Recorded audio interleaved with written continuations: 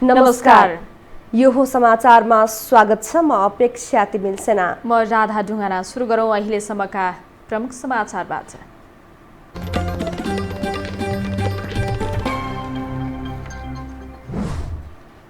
नेपालमा कोरोनाले आज 7 जनाको मृत्यु, 2253 संक्रमित थपिए। दशैंमा ओहोर दोहोर नगर्न स्वास्थ्य मन्त्रालयको आग्रह।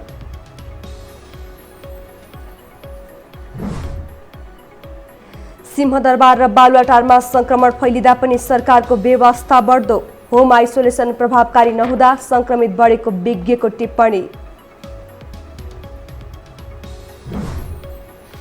कोरोना संक्रमण ठूला पार्टीका लागि बन्यो बहाना। कांग्रेस केन्द्रीय समिति बैठक सारियो। नेकपा सचिवालय बैठक पनि स्थगन।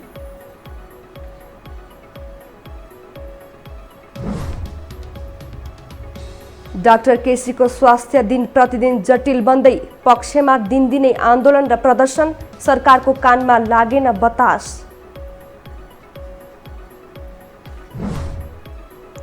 र सीमा विवादको विषय, भारत र चीन बीच 7औं चरणको कमान्डर स्तरीय वार्ता हुने। अक्टोबर 12 को मिति तय।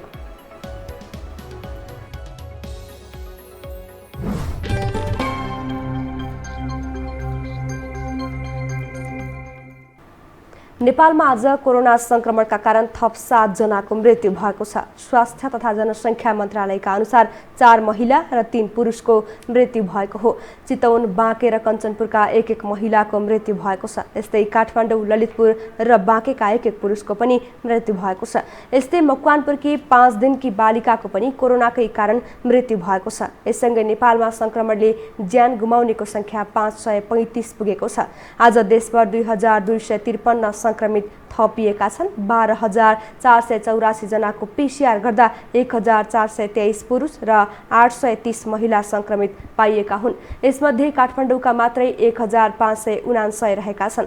24 घण्टा यता देशभर 1329 जना निको भएका छन्। आज काठमाडौँ उपत्यका मध्ये काठमाडौँमा 1373, भक्तपुरमा 39 र ललितपुरमा 187 गरी जम्मा 1579 छ। कोभिड-19बाट संक्रमण मुक्त भई गत 24 घण्टामा डिस्चार्ज हुनुहुनेहरू 1329 जना हुनुहुन्छ र जम्मा 64069 जना डिस्चार्ज हुनुभएको छ।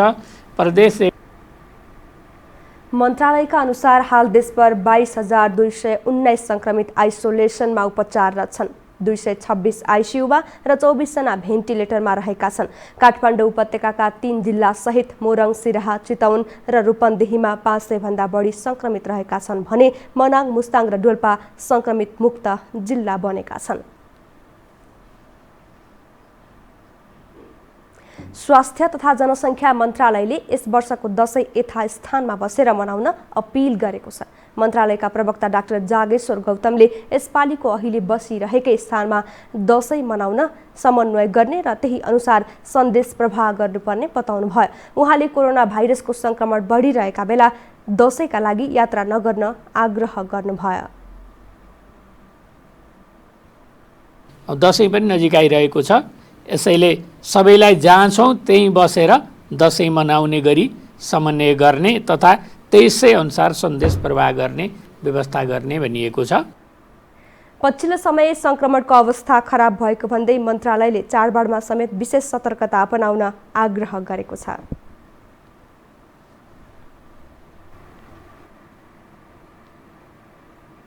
अब बाँकी समाचार। राज्यका तीनवटै निकायका प्रमुखदेखि लिएर ठूलो संख्यामा कार्यरत कर्मचारी र सुरक्षाकर्मीमा समेत संक्रमण भएपछि सरकारले कोरोना नियन्त्रणमा चालेको पहल कदमीबारे प्रश्न खडा भएको छ। अर्बौं खर्च भइसकेको बताउने सरकारले प्रभावकारी काम नगरेकै कारण भयावह स्थिति आएको भन्दै आलोचना भएको हो। एक रिपोर्ट।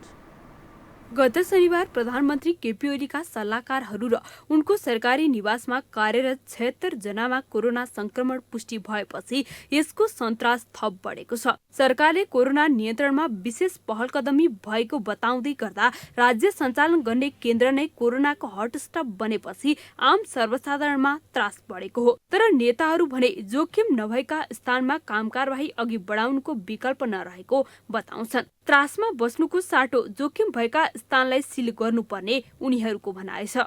अपनाउन सक्ने प्रविधिहरू अपनाउँदै अगाडि बढ्नु बाहेक आत्तिएर यसको समाधान हुँदैन। मानव मृत्युकै हिसाबबाट त अत्यन्तै कम न्यून छ। तसर्थ अब हिजो पनि रोग व्याध लाकै हुन् मान्छेलाई। त्यसकारणले आज हामी कोभिडका विरुद्ध अपनाउन सक्ने सावधानी अपनाउँदै औषधि मूलकको प्रबन्ध गर्दै यसलाई व्यापक टेस्ट एक चरण अझ बढाउनु पर्ने अवस्था देख्छु मैले। त्यतिलाई हामीले सुरक्षित साथ राख्न सक्यौँ भने अब अगाडि बढ्नु बाहेक अब लकडाउन आदि इत्यादि गरेर त समस्याको समाधान हुँदो रहेछ भन्ने विगतले बताइसक्यो। र खास गरी जुन मापदण्ड छ स्वास्थ्य मापदण्ड, त्यो मापदण्डलाई हरेक व्यक्तिले पालना गर्नुपर्छ। अर्को कुरा चाहिँ राज्यले जुन अहिले ट्रेसिङ गर्ने कुरा, त्यसपछि ट्र्याकिङ गर्ने कुरा, अनि त्यसको परीक्षण गर्ने कुरा जुन बढाइरहेको छ, यो अझै बढी तपाईँ टेस्टलाई चाहिँ बढाएर होइन, त्यसपछि टेस्टको रिपोर्ट समयमै दिने कुरा पनि सुरु गरिरहेछ। त्यसलाई अझै छिटो बनाउने कुरामा भूमिका खेल्नुपर्छ। र अर्को चाहिँ म के देख्छु भन्दा जस्तो टेस्ट भयो, कोरोना टेस्ट भयो, अनि टेस्ट भइसके पछाडि जुन स्वाब टेस्ट हुन्छ नि, स्वाब टेस्ट भएपछि चाहिँ मान्छे हिँडिरहेछ के होइन, उसको टेस्ट गरेपछि ऊ चाहिँ अब म चाहिँ आइसोलेसनमा बस्नुपर्छ, अब क्वारेन्टिनमा बस्नुपर्छ भन्ने खालको चेतना पनि पुगेको छैन। त्यसो त सरकारले पीसीआर टेस्टको दायरा बढाएको दाबी गरिरहेको छ। तर नागरिक महँगो शुल्क तिरेर पनि कोरोनाको परीक्षण गराउन पाइरहेका छैनन्। नेता र सांसदले पटक पटक निशुल्क परीक्षण गराइरहँदा सर्वसाधारण भने पैसा तिरेर पनि सहज सेवा पाउनबाट वञ्चित छन्। निषेधाज्ञा र लकडाउनलाई मात्रै विकल्प ठानेर सरकार अघि बढ्दा कोरोना नियन्त्रणमा प्रभावकारी भूमिका नदेखिएको प्रतिपक्षी नेताको बुझाइ छ। पीसीआर चेक पश्चात निकै हाम्रो केन्द्रीय कमिटीका चाहिँ सदस्यहरू होइन पूर्व पदाधिकारीहरूलाई पनि देखिएको अवस्था छ। त्यसैले यो बेलामा हामीले मिटिङ गरेर अथवा त्यहाँ चेक खालको गाई जात्रा प्रदर्शन गर्नु हुँदैन भन्ने हो। हाम्रो पनि त्यो दायित्व हो। हामीले सरकारलाई मात्रै भनिराख्ने, तर हामी प्रतिपक्षमा भएकाहरूले चाहिँ त्यो सरकारलाई नबुझ्ने हो भनेदेखि त्यो राम्रो हुँदैन भन्ने कुरा नै हो। त्यसैले अहिले जुन केन्द्रीय कमिटीमा धेरै नेतृत्वहरूलाई चाहिँ कोरोना पोजिटिभ देखिएको कारणले आज 24 गतेसम्मलाई चाहिँ अहिले स्थगित गरेको छ। राज्यका महत्त्वपूर्ण निकाय, सिंहदरबार, प्रधानमन्त्री निवास र सर्वोच्च अदालत लगायतका स्थानमा उच्च जोखिम देखिसक्दा समेत सरकार गम्भीर भएको देखिँदैन। सर्वसाधारण भने कोरोना संक्रमणको त्राससँगै जीविका कसरी गर्ने भन्ने चिन्तामा देखिएका छन्। यो टेलिभिजनका लागि क्यामेरामा शिर श्रेष्ठका साथ कान्ति नेउपाने, काठमाडौँ। सामान्य लक्षण भएका कोरोना संक्रमितलाई सरकारले घरकै आइसोलेसनमा राखेर उपचार गरिरहेको छ। अस्पतालले धान्न नसकेपछि सरकारले होम आइसोलेसनमै राख्न थालेको हो। अहिले संस्थागतमा भन्दा होम आइसोलेसनमा बस्नेको संख्या बढिरहेको छ। तर विज्ञ भने होम आइसोलेसनका कारण संक्रमण दिन प्रतिदिन फैलिरहेको भन्दै चिन्ता व्यक्त गर्छन्। एक रिपोर्ट।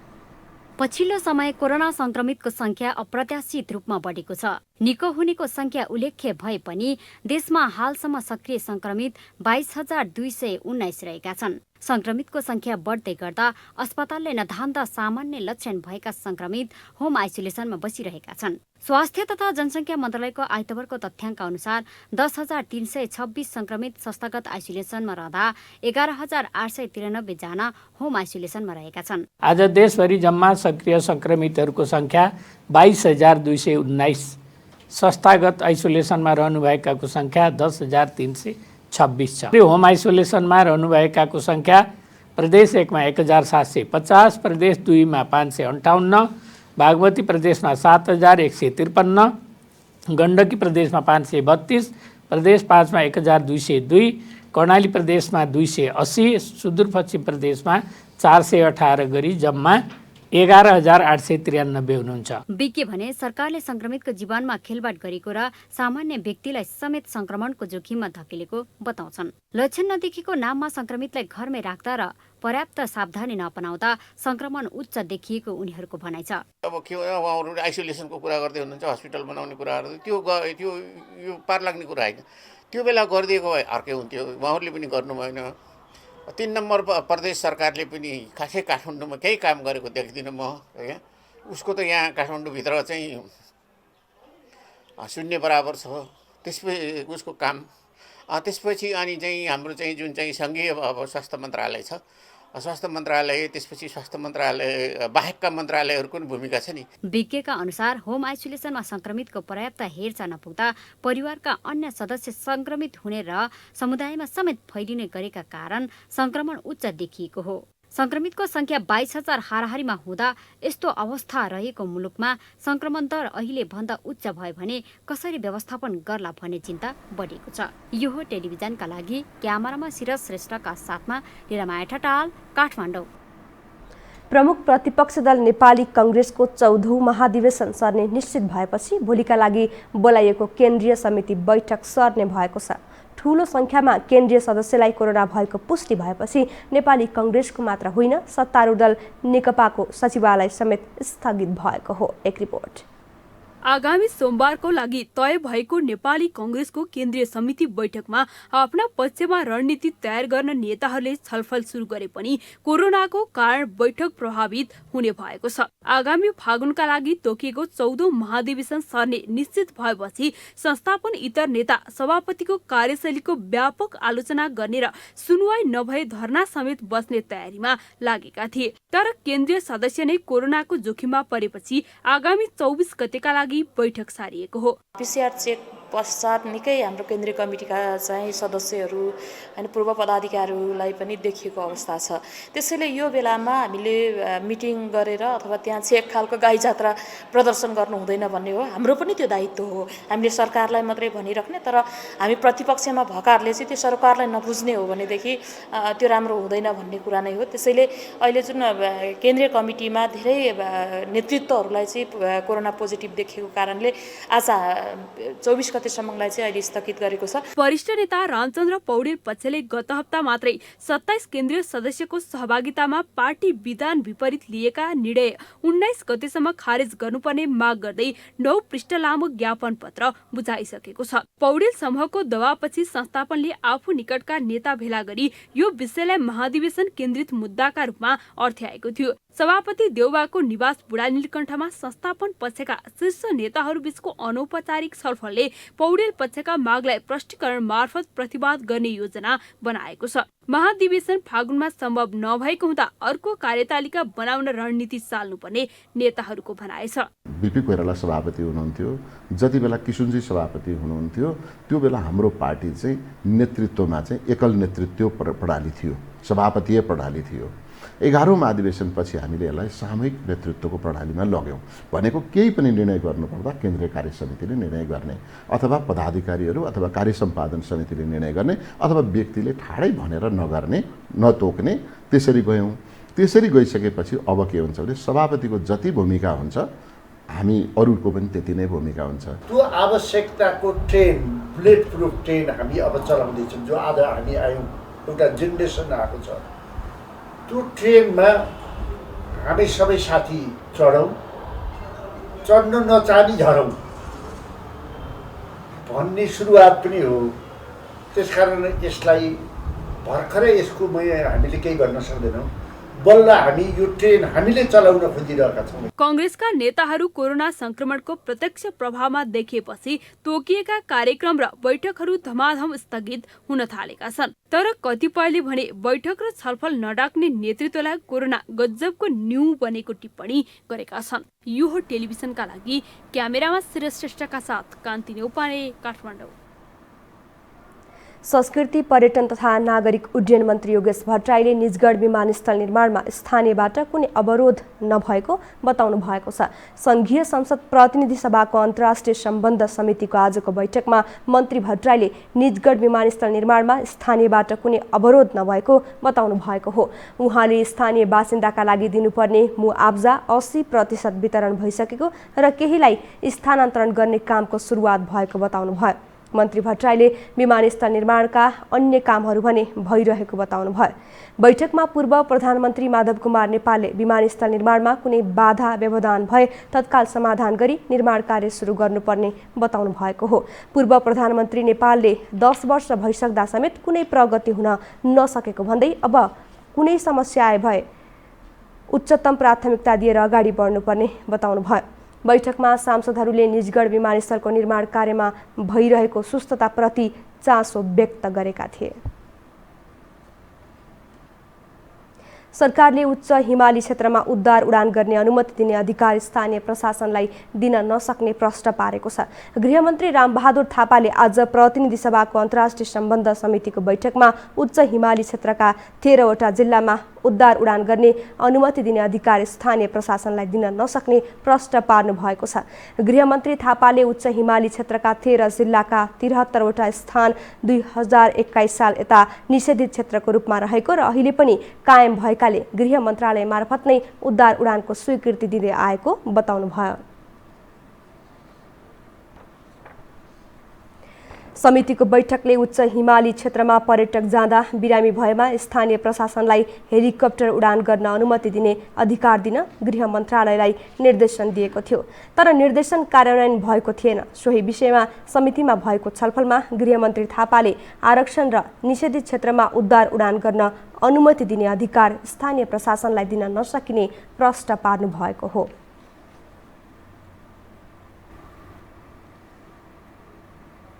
अब बाँकी समाचार। 21 दिनदेखि आमरण अनसनमा रहेका डाक्टर गोविन्द केसीको स्वास्थ्य अवस्था दिन प्रतिदिन जटिल बनेको छ। केसीको जीवन रक्षाका लागि विभिन्न तहबाट ध्यानाकर्षण गरिए पनि सरकारको कानमा बतास लागेकै छैन। एक रिपोर्ट। सरकारले विगतमा आफूसँग गरेका सहमति कार्यान्वयन नगरेको भन्दै डाक्टर गोविन्द केसी त्रिवी शिक्षण अस्पतालमा आमरण अनसनमा छन्। जुम्लामा गत भदौ 29 गतेदेखि अनसन सुरु गरेका केसीको स्वास्थ्य अवस्था नाजुक भएपछि 13 दिन अघि काठमाडौँ आइपुगेका हुन्। उनको स्वास्थ्य अवस्था दिन प्रतिदिन जटिल बनेको छ। केही दिन अघि उनले आफ्ना माग धेरै ठूलो नभएको भन्दै पूरा गरिदिन सार्वजनिक रूपमा प्रधानमन्त्रीसँग आग्रह गरेका थिए। सरकारले उनका माग पूरा हुने चरणमा रहेकाले अनसन तोड्न आग्रह गरेर झारा टार्ने बाहेक केही गरेको छैन। सत्याग्रहको 21 दिन बित्दै गर्दा सरकारले केसीसँग वार्ता गर्न आवश्यक नै ठानेको छैन। विकल्पहरूले काम नगरेपछिको अवस्थामा योभन्दा अगाडि उहाँले थुप्रैचोटि चाहिँ प्रेस विज्ञप्ति मार्फत पटक पटक अल्टिमेटम पनि त दिनुभयो नि, त्यो सुनवाई नभइसकेपछि अन्तिम विकल्पको रूपमा गरेको। चिकित्सा शिक्षा क्षेत्रमा रहेका माफिया तन्त्र हटाउन र स्वास्थ्य सेवा सर्वसुलभ बनाउन माग गर्दै उनी पटक पटक अनसन बस्दै आएका छन्। तत्कालीन सरकारले अनसन तोडाउन पटक पटक सहमति गर्दै आएका छन्, तर सहमति कार्यान्वयन गर्ने दिशामा कुनै पनि सरकार गम्भीर नबन्दा उनी बारम्बार सत्याग्रहमा बस्नु परेको छ। स्वास्थ्य मन्त्रालयमा 4 वटा सचिव बसेर सम्झौता भएर क्याबिनेटबाट पनि त्यसलाई इन्डोर्स भएको स्थिति हो। सबै कुरा ठिक हुन्छ। 19औं चरणको अनसनको बीचमा डाक्टर केसीको स्वास्थ्य रक्षाको माग गर्दै राष्ट्रिय मानव अधिकार आयोगदेखि नागरिक अगुवासम्मले सरकारको ध्यान आकर्षण गरिसकेका छन्। काठमाडौँ माइतीघरदेखि देशका विभिन्न भागसम्म प्रदर्शन भइरहेका छन्, तर पनि सत्याग्रहको माग सम्बोधन गर्न सरकारले आवश्यक ठानेको छैन। यो हो टेलिभिजनका लागि लीलामाया ठटाल, काठमाडौँ।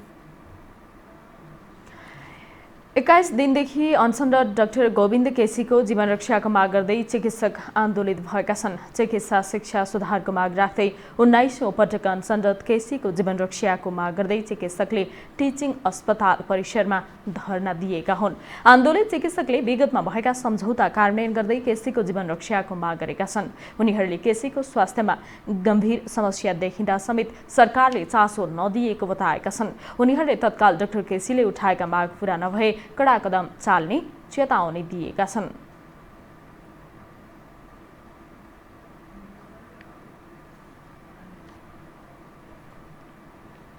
र आज 1900 अनसनको पनि 21औं दिन हो र मेडिकल टिमबाट प्राप्त जानकारी अनुसार पनि उहाँको शरीर शिथिलभन्दा शिथिल हुन गइरहेको छ। उहाँलाई सास फेर्न गाह्रो, छाती दुख्ने समस्या लगायत आजदेखि अक्सिजन पनि सुरु भइसकेको अवस्था छ र भोलि के हुने भन्ने ठेगान छैन।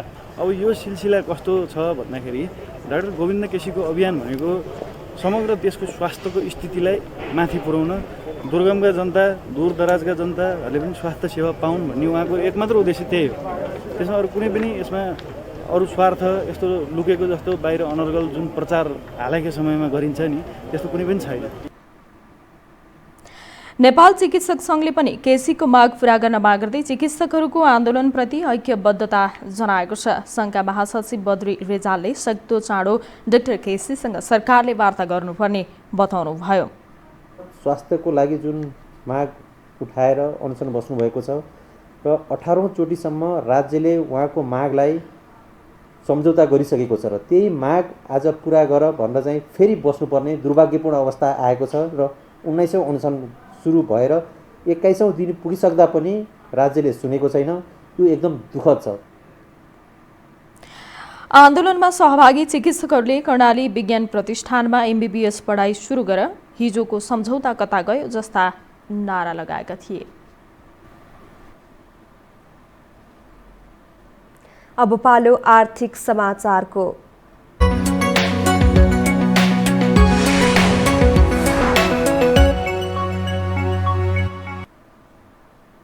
पार्टी प्यालेस व्यवसायीले तत्काल व्यवसाय सञ्चालन गर्ने वातावरण बनाइदिन सरकारसँग माग गरेका छन्। देशभर रहेका 7,000 पार्टी प्यालेस व्यवसाय बन्द हुँदा 50,000 भन्दा बढीको रोजगारी गुमेको र हजारौंको जीविका प्रभावित भएको भन्दै व्यवसायीले तत्काल व्यवसाय खुला गरिदिन सरकारको ध्यान आकर्षण गराएका हुन्। राष्ट्रिय पार्टी प्यालेस तथा क्याटरिङ व्यवसाय महासंघका केन्द्रीय अध्यक्ष लीला बहादुर जीसीले ठूला होटल तथा रेस्टुरेन्टका पार्टी हल सञ्चालन गर्न दिने, पार्टी प्यालेस खोल्न नदिने सरकारको नीति न्यायसङ्गत नरहेको प्रतिक्रिया दिनुभयो। महासंघका प्रवक्ता कृष्ण प्रसाद पाण्डेले 6 महिना व्यवसाय बन्द हुँदा आफूहरू पलायन हुने स्थितिमा पुगेको बताउनु भएको छ। संकटका बेला पनि आफूहरूले सरकारबाट कुनै राहत नपाएको उहाँको गुनासो छ। व्यवसायीले सरकारले तोकेको मापदण्ड सहित उच्च सतर्कता अपनाएर व्यवसाय सञ्चालन गर्न सक्षम रहेको पनि बताएका छन्। सरकारले आर्थिक कारोबार चलायमान गराउन व्यवसाय सञ्चालन गर्न दिनुपर्ने उनीहरूको भनाइ छ। भारत र चीनबीच सीमा विवादको विषयलाई लिएर अक्टोबर 12 मा 7औं चरणको कमान्डर स्तरीय वार्ता हुने भएको छ। लद्दाख क्षेत्रमा जारी सीमा विवाद साम्य बनाउने हिसाबले वार्ता हुन लागेको भारतीय सञ्चार माध्यमले जनाएका छन्। गत सेप्टेम्बर 21 मा भएको 6औं चरणको वार्तामा दुवै देशका सेना विवादित क्षेत्रमा थप सेना तैनात नगर्न सहमत भएका थिए। त्यसबेला भारतले विवादित क्षेत्रमा यथास्थितिको अवस्थालाई दुवै पक्षले स्वीकार गर्नुपर्ने अडान राखेको थियो। त्यस्तै चीनले पाङ्गोङ त्यस क्षेत्रको उचाइबाट भारतीय सेना फर्काउन भनेको थियो। अब खेलकुद समाचार।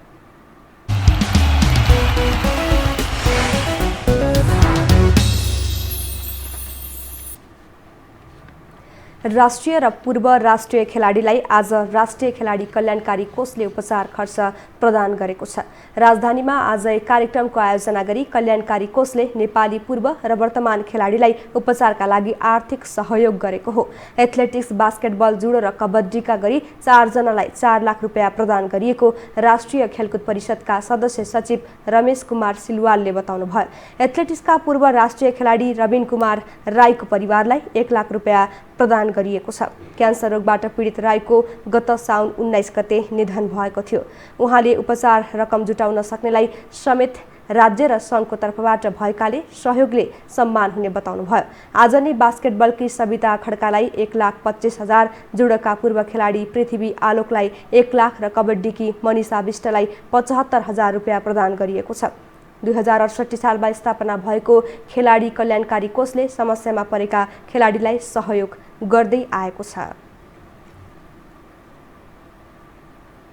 खेल समाचार सँगै हामी यो समाचारको अन्त्यमा आइपुगेका छौं। बिदा हुनु अघि प्रमुख समाचार पुनः एकपटक।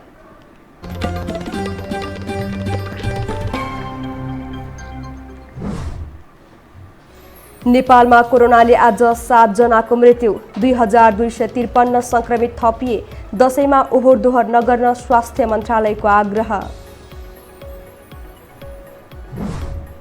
सिंहदरबार र बालुवाटारमा संक्रमण फैलिँदा पनि सरकारको बेवास्ता बढ्दो, होम आइसोलेसन प्रभावकारी नहुँदा संक्रमित बढेको विज्ञको टिप्पणी।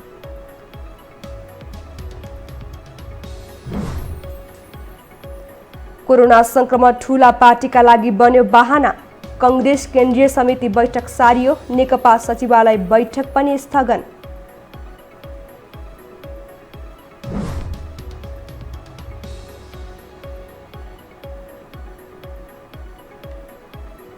डाक्टर केसीको स्वास्थ्य दिन प्रतिदिन जटिल बन्दै, पक्षमा दिनदिनै आन्दोलन र प्रदर्शन, सरकारको कानमा लागेन बतास।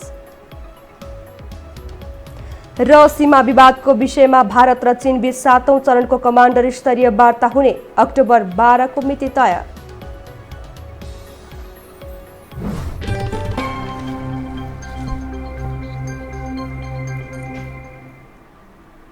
हवस् त यो हो समाचार सकियो। समाचार बुलेटिनका साथै यो हो टेलिभिजनका सम्पूर्ण कार्यक्रम यो हो टेलिभिजन.com, यो हो खबर.com, युट्युब र फेसबुकमा पनि पढ्न र हेर्न सक्नुहुनेछ। मोबाइलमा यो हो टिभी एप डाउनलोड गरी हामीलाई प्रत्यक्ष हेर्न सक्नुहुनेछ। तथ्य सहितको निष्पक्ष समाचारका लागि हेर्दै रहनुहोला यो हो टेलिभिजन। नमस्कार।